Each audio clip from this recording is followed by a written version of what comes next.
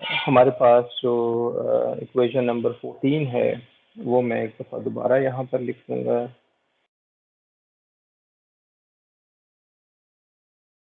Zero to L pi of x minus के d square T by d x square minus q d of x zero to L minus pi of x d square T by d x square minus pi of x q d x, और ये equal हो जाएगा minus zero to L pi of x K d square by d x square d x minus zero to L pi of x q d x. ये equation number 14 थी। आपके ज़हन में है कि ये के क्या होता है, जिसे हम कैपा कहते हैं? इसको कहते हैं थर्मल कंडक्टिविटी, क्योंकि आपने असल में थर्मल कंडक्टिविटी पे कोर्स नहीं पढ़ा हुआ, इसलिए थोड़ा सा मुश्किल होगी इसको शुरू में अंडरस्टैंड करने के लिए, क्योंकि हम तो इसे सुबह शाम इस इक्वेशन को देख रहे होते हैं तो इसलिए कि कैपा जो है ये दैट इज थर्मल कंडक्टिविटी। ठीक है, इसको हीट कांस्टेंट हम नहीं कहते, थर्मल कंडक्टिविटी कहते हैं। इसको मैं दोबारा बता देता हूँ। थर्मल कंडक्टिविटी कोई भी मटेरियल होता है ना, जो आपके पास कोई भी मटेरियल आप ले लें, उसमें आप स्टील ले लें या कोई भी, उसकी एक हीट को कंडक्ट करने की, हीट उससे जो पास करती है उसकी एक एबिलिटी होती है कि वो कैसे हीट को पास करता है। जैसे आप कोई फायर अगर लगाएंगे यहाँ पर, तो क्या ये यहाँ से जो हीट है वो इस दूसरे कॉर्नर तक कैसे पहुँचती है, जल्दी पहुँचती है, देर से पहुँचती है, ये बता रही होती है। के की वैल्यू कम होगी तो वो जल्दी पहुँच रही होगी, के की वैल्यू बड़ी होगी तो हमारे पास थर्मल कंडक्टिविटी चेंज होती रहती है। ठीक है, के इस थर्मल कंडक्टिविटी, इसको आप ध्यान में रख लीजिएगा। थर्मल मीन्स होता है, thermal means temperature, conductivity means conduction, passing through the material. ठीक है, तो ये हमारे पास है। इसी तरह से आपको याद रखना होगा कि Q क्या होता है। Q is internal heat generation. Okay, हमारा जो एम है फाइनाइट एलिमेंट मेथड में अभी तक कंप्लीट नहीं हुआ है। फाइनाइट एलिमेंट मेथड का अभी तक हमने कोई सोल्यूशन या ऐसी कोई चीज़ अभी देखी नहीं है। अभी हम इंटरमीडिएट स्टेज में हैं। तो मैं लिख रहा हूँ यहाँ पर इसको हम क्या करेंगे कि इंटीग्रेट करेंगे। इक्वेशन 14 के राइट हैंड साइड पे जो दो इंटीग्रल्स हैं इसको इंटीग्रेट करेंगे।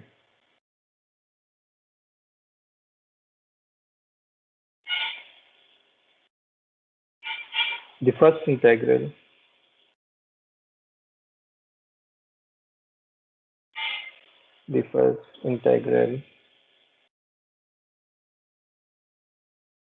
on right hand side in equation 14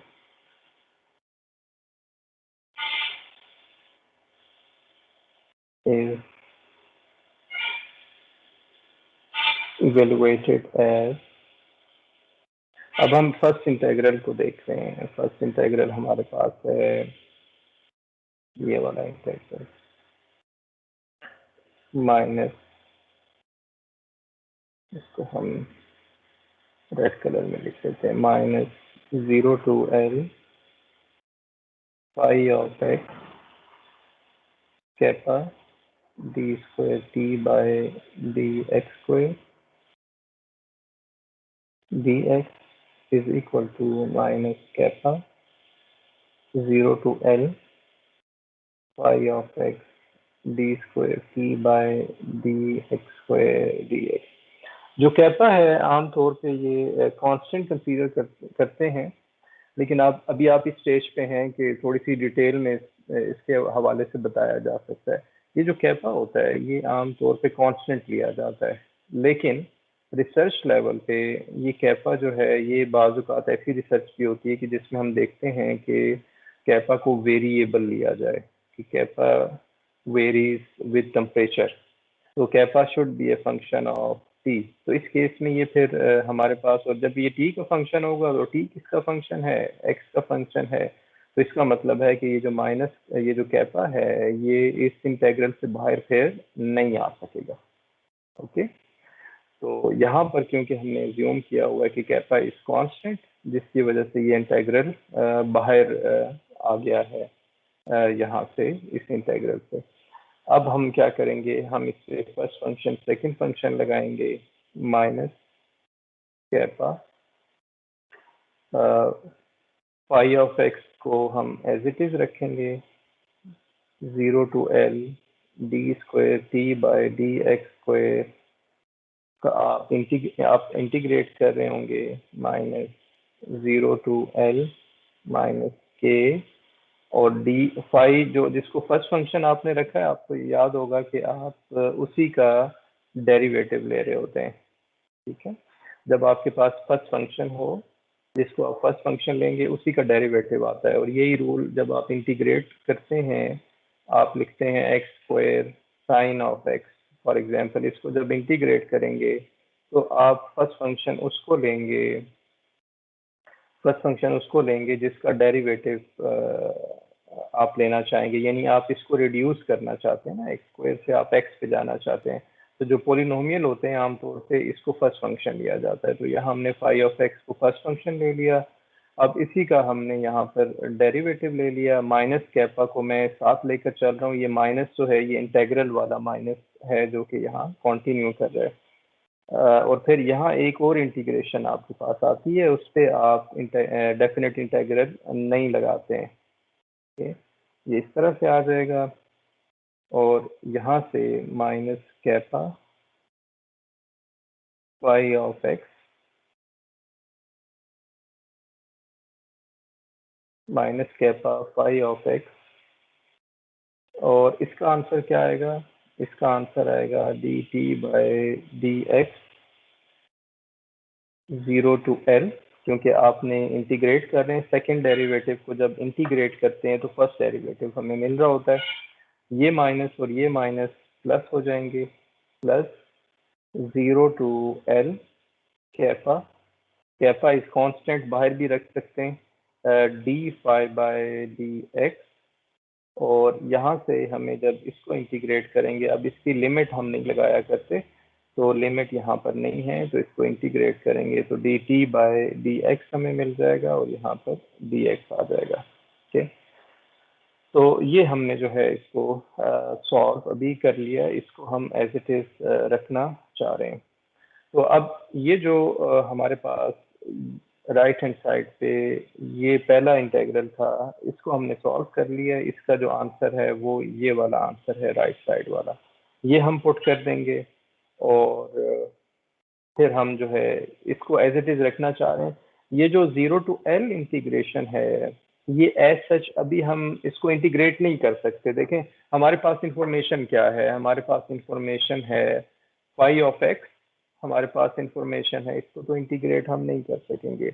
और क्यू है, अब क्यू जो है ये अगर वेरिएबल है तो ये तो फिर इंटीग्रेट करना पड़ेगा फर्स्ट फंक्शन सेकंड फंक्शन से। तो अभी हम इसको जनरल सेंस में प्रॉब्लम सॉल्व कर रहे हैं, तो इसको एज इट इज ही रखते हैं। ठीक, यहाँ तो डेरिवेटिव था ना, डेरिवेटिव लेने की मौजूद होने की वजह से हम फर्स्ट फंक्शन सेकंड फंक्शन लगा रहे हैं, लेकिन यहाँ पर जो है हम इसको इंटेग्रल को सेकंड इंटेग्रल को एज इट इज ही रखेंगे।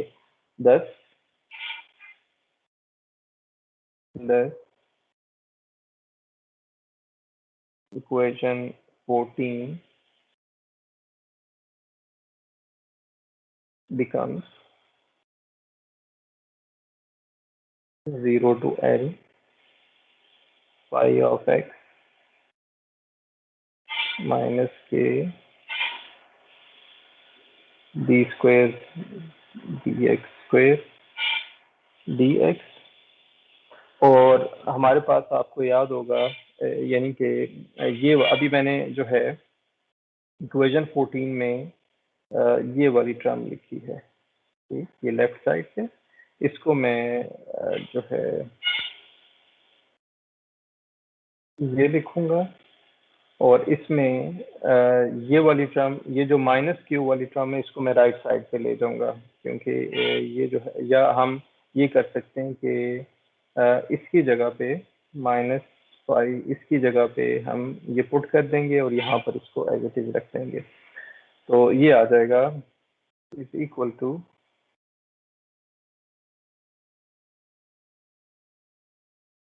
0 to L के d5/dx dt by dx, यानी कि हमने क्या लिखा है, पहले मैं इसको खत्म कर दूं, पहले हमने ये टर्म लिखी है, फिर हम लिखेंगे -0 to L Q phi of x dx। ये वाली जो टर्म है, ये मैंने ये लिखा है, इसको मैं दोबारा से हाईलाइट कर दूंगा, ये मैंने ये टर्म ये लिखी है माइनस के साथ, ठीक है, माइनस के साथ। और फिर मैंने एक और टर्म लिखी है यहाँ पर, जो कि है ये वाली टर्म, माइनस माइनस के kappa phi d t by d x, और इसकी वैल्यू हमने फाइंड करनी है, इसको स्क्वायर ब्रैकेट्स में लिख लें, और 0 to L हमने इसमें पुट करना है। एक चीज़ यहाँ पर आप देख रहे होंगे कि ये जो लेफ्ट हैंड साइड है, इसमें हमें Q भी साथ लिखना होगा, क्योंकि हमने ये जो अगर ये लेफ्ट हैंड साइड हमने ये लिखी है, तो ये इसके इक्वल था, और इसका हमने आंसर ये निकाल लिया, ये दो इंटेग्रल थे, ये निकाल लिया, और ये यहीं पे रहेगा। तो लेफ्ट साइड पे हमें -q भी लिखना चाहिए, -q dx, और ये जब इसके इक्वल था, इसको मैंने यहाँ पर सॉल्व किया है, ठीक, और ये जो है ये एज इट इज यहाँ पे रहा है, जो कि हमने यहाँ लिख लिया, ठीक। तो लेफ्ट साइड को आपने जरा केयरफुली लिखना है, ये इसके इक्वल नहीं होगा, ठीक। तो यहाँ तक आपको क्लियर हो गया। हमने क्या किया है, सिंपली हमने इंटीग्रेट किया है जो सेकेंड ऑर्डर की टर्म आ रही है, इसको मैं लिख लूंगा जरा, और इसको हमने क्या रखना है, इक्वल टू 0 रखना है, क्योंकि ये हमारे पास वो वेट फंक्शन जहाँ पर अपीयर हो रहा था, उसको हमने मल्टीप्लाई किया था, और ये इक्वल टू 0 हमने रखना होगा। ओके, इसको हम इक्वेशन नंबर 15 कह देते हैं। Equation 15 is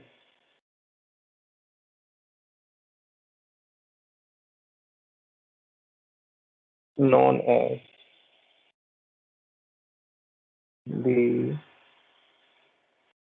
weak form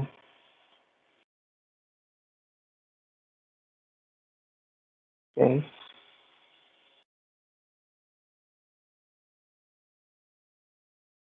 it only contains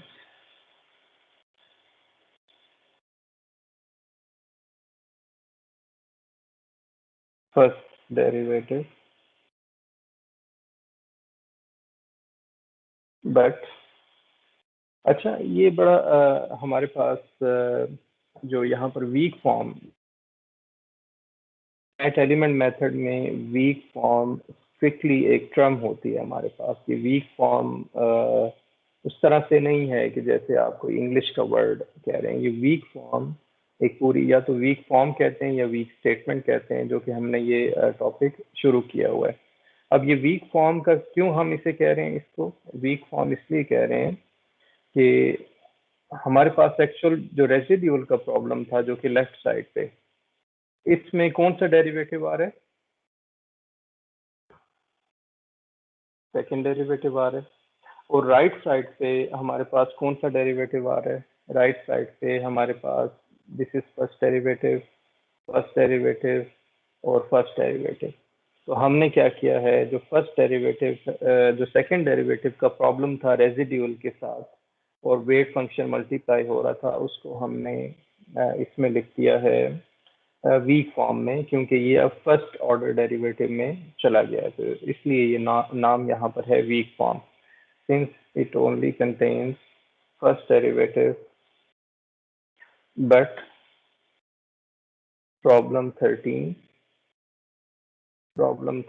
contains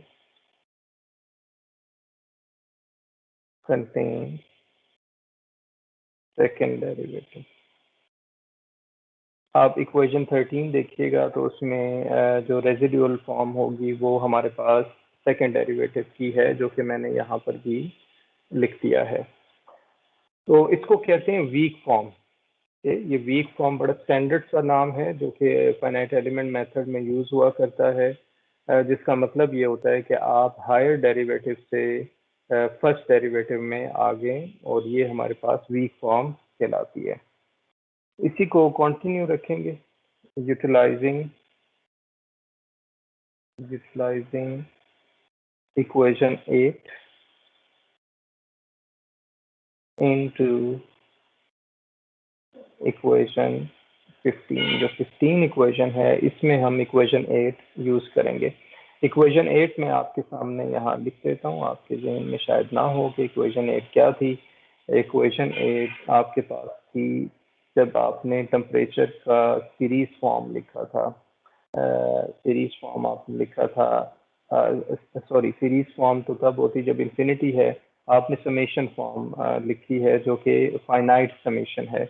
I is 1 to n plus 1 ai phi of x।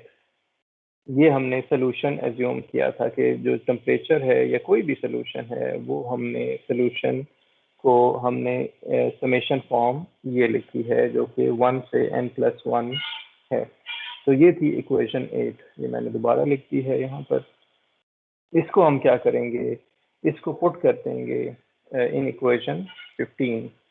15 equation कौन सी है, ये वाली जो अभी हमने निकाली है।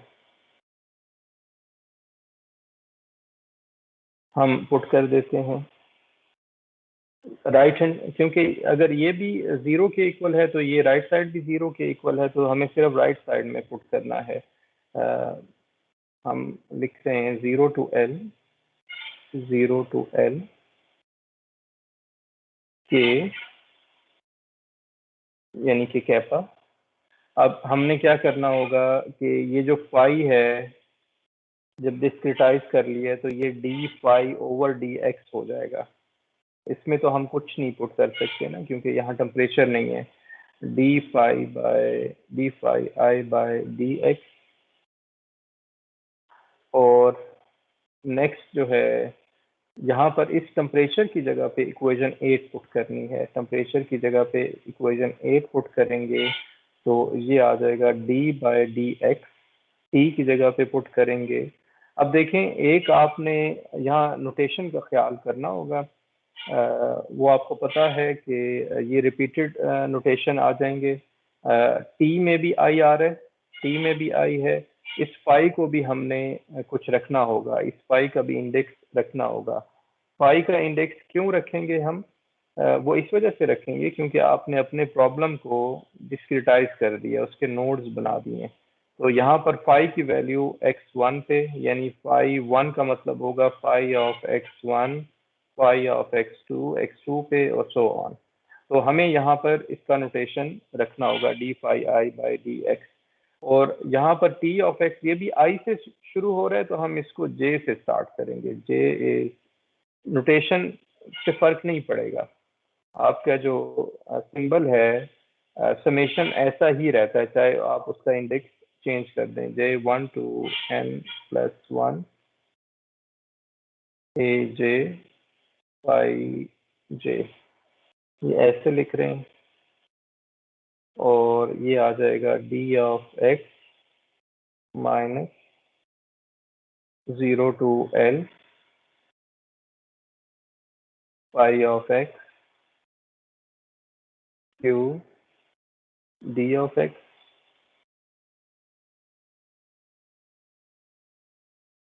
प्लस फाई आई माइनस के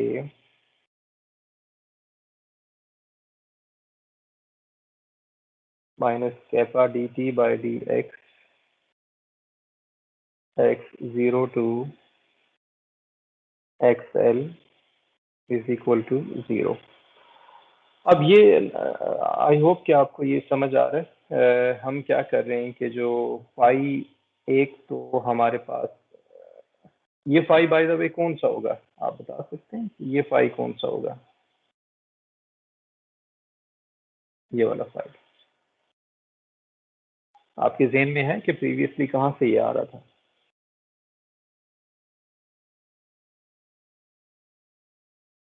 चले मैं बता देता हूँ, ये बेसिकली वो शेप फंक्शन है।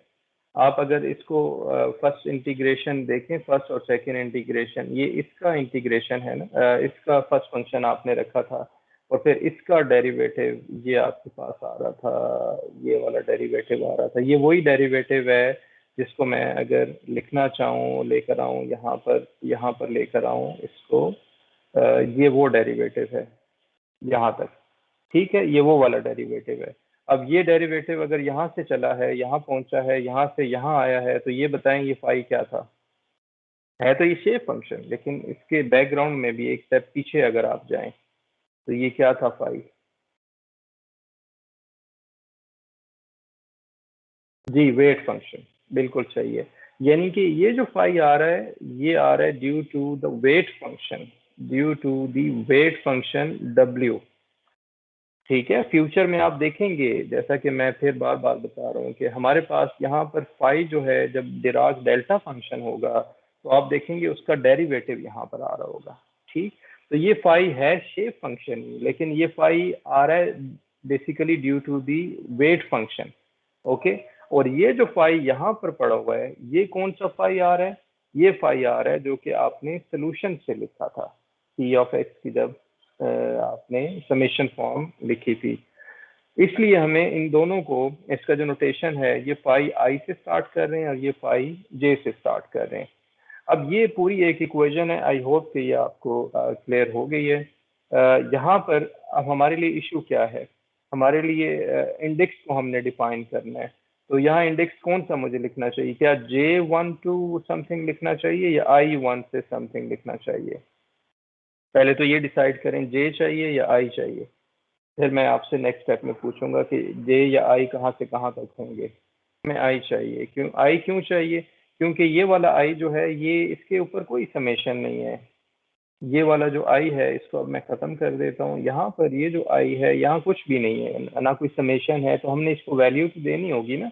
यानी हमने बताना होगा d φ1/dx, d φ2/dx, वो हमने खुद से वैल्यू देनी है। लेकिन ये जो जे वाला है, इसके जे के लिए समेशन मौजूद है। यानी कि जे जब 1 होगा तो ये आएगा a1φ1, ये जे जब 2 होगा तो a2φ2। इसके लिए इशू नहीं है, यानी जे के लिए कोई इशू नहीं है। हमें आई डिफाइन करना पड़ेगा। अब आई हम कहाँ से कहाँ तक लेंगे? आई शुड बी फ्रॉम, अब ये हमें देखना होगा कि हमने शुरू में नोड्स क्या बनाए थे।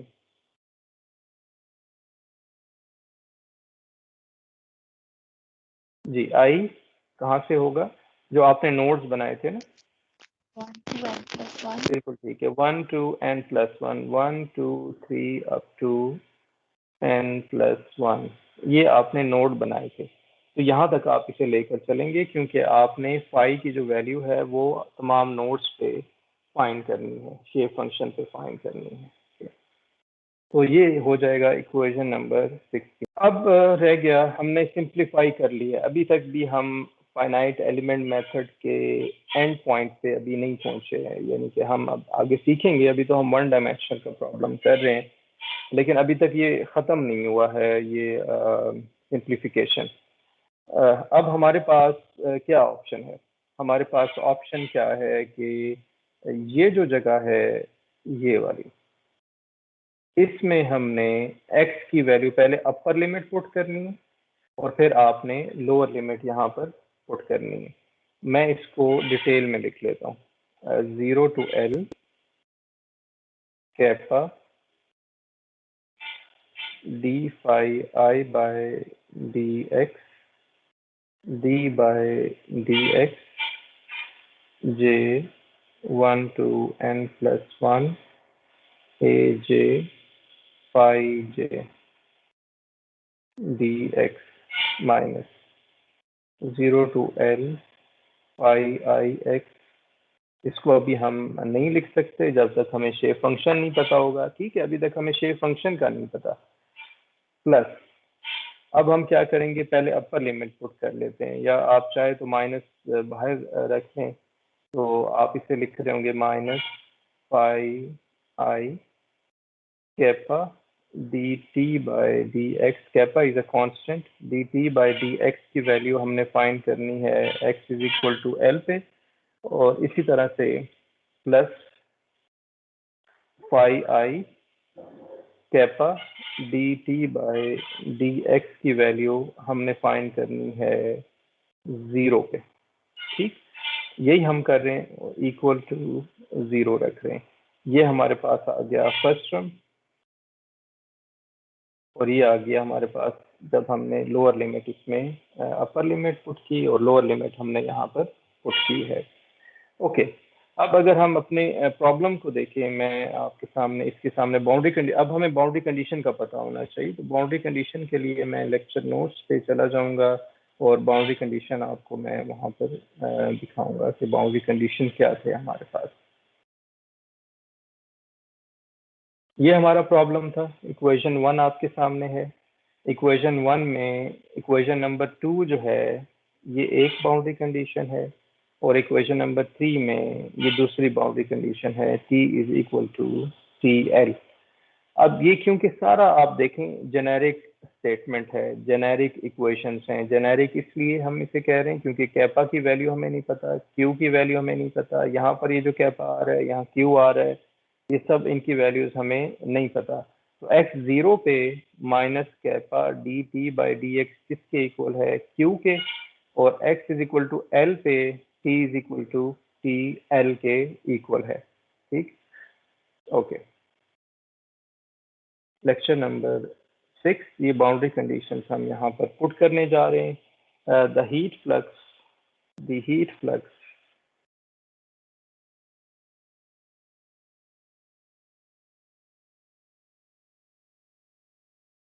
the heat flux at x is equal to L is set to 0 by requiring that phi of I plus 1 L is equal to 0। ये मैं आपको यहाँ पर बता देता हूँ कि इसका क्या मतलब है। आप जब x को L रखेंगे तो phi ऑफ I, बेसिकली इसका मतलब होता है phi ऑफ x I। ठीक है, लेकिन क्योंकि अब आपने x उस जगह पे आप पहुंच गए हैं कि आपकी जो डोमेन थी वो 0 से लेकर xl तक थी, और आप अगर x में l पुट करेंगे, फॉर एग्जांपल i को जब आप 1 रखेंगे तो इसका मतलब होगा phi of 1 phi of x1, और इसकी वैल्यू अगर ये 0 है x1 तो phi ऑफ 0 आ जाएगा। ठीक, इसी तरह से जब L पे पहुंचेंगे आप लिखेंगे phi of x L, phi of L for example, phi of L, इसका मतलब होगा phi ऑफ एक्स L पे आप हैं, और ये इक्वल हो जाएगा, फॉर एग्जांपल राइट बाउंड्री 1 है तो phi ऑफ 1 आ जाएगा। ठीक, तो ये हमने जो है यहाँ पर पुट करना होगा। तो phi ऑफ I L में, तो kappa d T by d x, इसकी वैल्यू एक्स एल पे क्या थी, x is equal to L पे। हम लेक्चर नोट्स में देखते हैं कि इसकी वैल्यू एल पे क्या थी। हमारे पास एल पे ये कंडीशन थी t is equal to T L. यहाँ तो कोई भी इसका मतलब है कि t is equal to T L तो है ही नहीं, हम यहाँ कुछ भी नहीं पुट कर सकते। लेकिन इस कंडीशन का मतलब क्या होता है, T is equal to T L, t is equal to T L, t is equal to T L at x is equal to L. ये फिजिकली ऐसे लिखा जाएगा, temperature at x is equal to 10 metres, और वहाँ temperature क्या होगा 15 degree, 15 degree centigrade. ये इस तरह से होता है। ठीक है, लेकिन हम क्योंकि जेनेरिक लिख रहे हैं तो ये इस तरह से लिखा जाएगा। अब इसको अगर at x is equal to L पे लिखें तो d t minus t L क्या हो जाएगा, is equal to 0, t minus t L is equal to 0, t minus t L divided by delta x is equal to 0। तो ये क्या आ जाएगा, d T by d x is equal to 0। तो हम इसे k से मल्टीप्लाई कर दें माइनस के से, तो माइनस के d T by d x is equal to 0 आ जाएगा। इसका मतलब है कि x is equal to L पे, x is equal to L पे ये टर्म क्या हो जाएगी, आप बता सकते हैं ये वाली टर्म क्या हो जाएगी?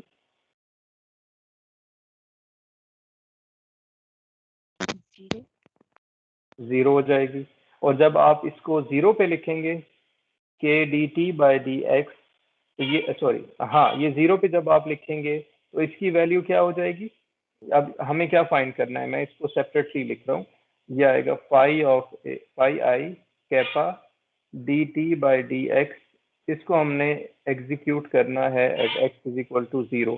तो ये आ जाएगा phi of x i kappa d T by d x, और d T by d x में वैल्यू पुट करनी है 0, एक्स इज इक्वल टू 0।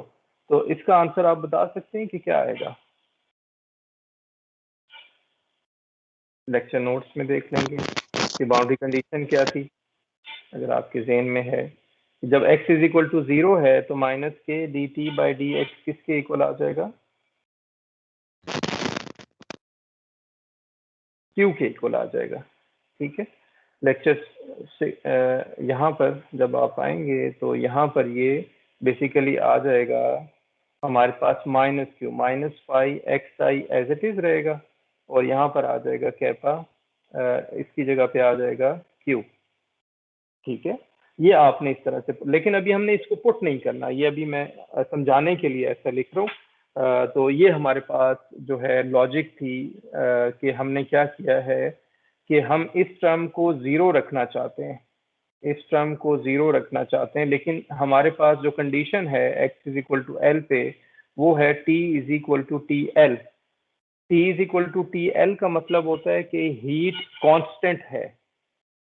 इसको भी अंडरस्टैंड कर लीजिए कि हमारे पास जब x इज इक्वल टू 0 है, इस जगह पे अगर आपने कोई टेम्परेचर देना है तो t is equal to T L अगर है, t is equal to for example 15 degree centigrade है, या d T by d x is equal to 0 है, इन दोनों के या 30 डिग्री है, तो इन दोनों का मतलब मुख्तलिफ होता है।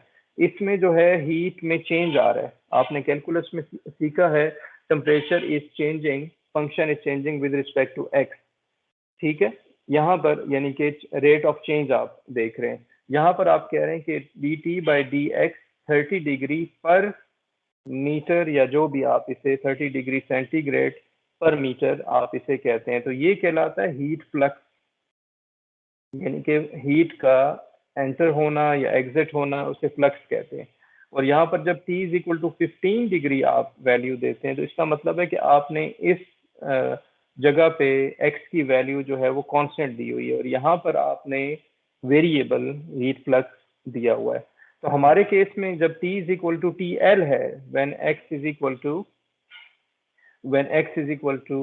एल, तो t is equal to T L है, तो यहाँ पर टेम्परेचर क्या होगा, इस केस में कांस्टेंट होगा, यानी कि हीट फ्लो वेरिएबल नहीं है। ठीक है, यानी कि इस एज को आपने एक ही टेम्परेचर पे 15 डिग्री सेंटीग्रेड रखा हुआ है, लेकिन जब आप D T by d x लिखेंगे तो ये फिर चेंज होता रहेगा, ये 15 डिग्रीज नहीं रहेगा, ये वेरिएशन इसमें विद रिस्पेक्ट टू एक्स आ रही होगी। ठीक, तो इस वजह से हमने यहाँ पर phi i plus one L is equal to 0 कर दिया है, क्योंकि direct condition minus kappa d T by d x तो हमारे पास नहीं है, हमने लेकिन इसको हमने 0 भी करना है क्योंकि एक्स एल पे हीट फ्लक्स नहीं है, यानी डेरिवेटिव नहीं है।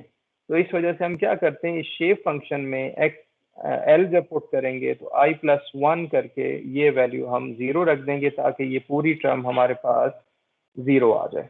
ये इसका लॉजिक है, ये समझ आ गया आपको? ठीक है, ओके। तो यहाँ पर अब हम जेनेरिक हमने इसका इक्वेशन नंबर जो है इसको मैं इक्वेशन नंबर 16 कह दूं। इक्वेशन नंबर 16 हमने जेनेरिक फॉर्म इसकी निकाल ली है, जिसमें क्यू भी हमें नहीं पता, शेप फंक्शन भी नहीं पता हमें, थर्मल कंडक्टिविटी भी हमने नहीं पुट की है। तो हम ऐसा करते हैं कि एक छोटी सी फॉर्मुलेशन हम निकालते इसी इसी तरह से, जिसमें हमें चीज़ें पता हों या चीज़ें अभी भी ना पता हों के और कैपा, लेकिन जो प्रॉब्लम है इतना जेनेरिक हमारे पास ना हो। ओके, तो एग्जाम्पल 1 है,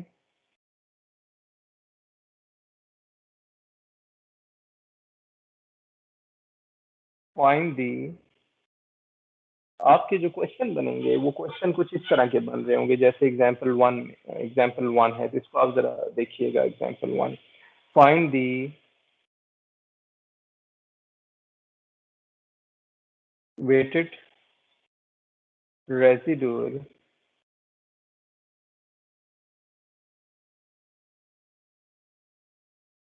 रेजिडुअल फॉर्मुलेशन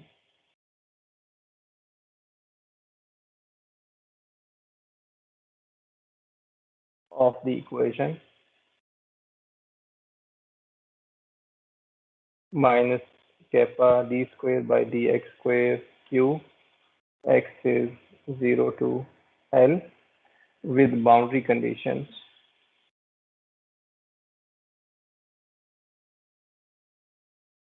अभी भी ये हमने जेनेरिक ही लिखा हुआ है कैपा और क्यू, लेकिन बाउंड्री कंडीशन को हम कह रहे हैं कि 0 पे टी नॉट है और minus kappa d T by d x. इस दफ़ा उल्टा हमने कर दिया है, x is equal to L पे जो कंडीशन है वो h T minus T infinity है।